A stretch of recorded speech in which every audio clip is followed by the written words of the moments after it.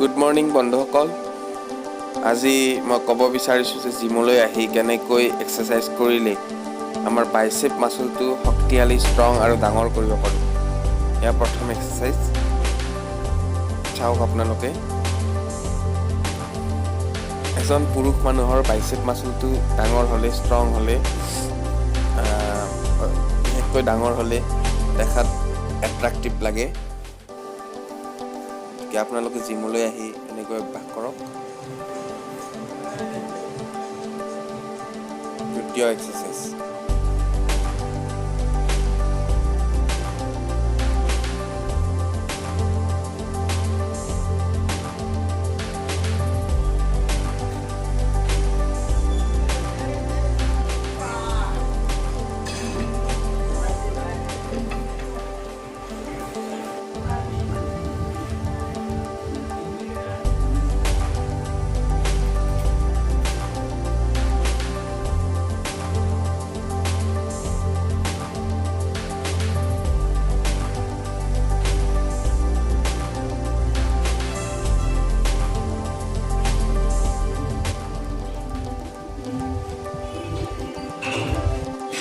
তৃতীয় এক্সাৰচাইজ।